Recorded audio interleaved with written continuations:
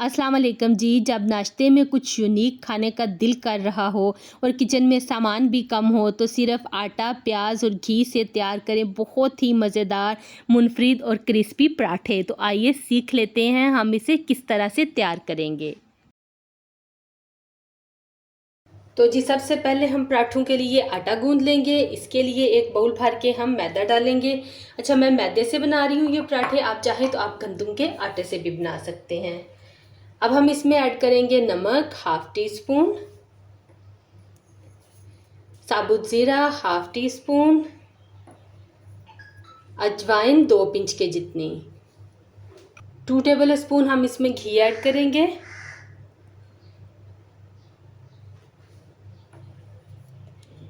एक दफ़ा इन तमाम चीज़ों को अच्छी तरह से मिक्स कर लेंगे। मिक्स करने के बाद हम इसमें थोड़ा थोड़ा पानी डालते जाएंगे और एक सख्त सी इसकी डो हम तैयार कर लेंगे। एक साथ ही आपने सारा पानी इसमें ऐड नहीं कर देना, थोड़ा थोड़ा करके डालना है और इसको गूंद लेना है। बस आपने इस बात का ध्यान रखना है कि जो हम रेगुलर आटा गूंदते हैं उससे थोड़ा सा हमने इसको सख्त गूंदना है। 10 मिनट के लिए हम आटे को रख देंगे ताकि ये अच्छी तरह से सेट हो जाए।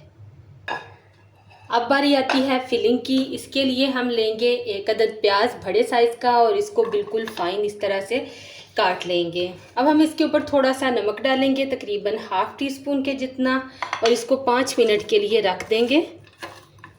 5 मिनट हो गए हैं। अब हम प्याज़ों को अच्छी तरह से निचोड़ के इनका पानी निकाल देंगे। इस पानी को हम वेस्ट कर देंगे। अब हम इसमें ऐड करेंगे हरा धनिया बारीक काट के। साथ ही हम इसमें कुछ स्पाइसेस डालेंगे, नमक हस्बे जायका, सुरख मिर्च का पाउडर हाफ टी स्पून, हल्दी पाउडर हाफ टी स्पून, खुशक धनिया पिसा हुआ 1 टीस्पून। तो बहुत ही बेसिक से स्पाइसेस हैं जो हर किसी के किचन में मौजूद होते हैं। अच्छी तरह से मिक्स करेंगे।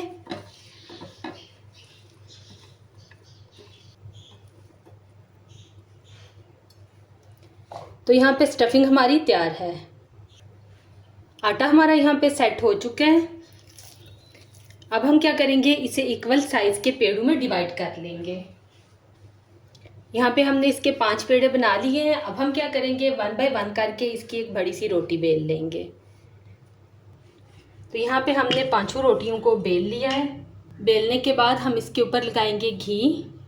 पूरी रोटी पे अच्छी तरह से आपने लगाना है।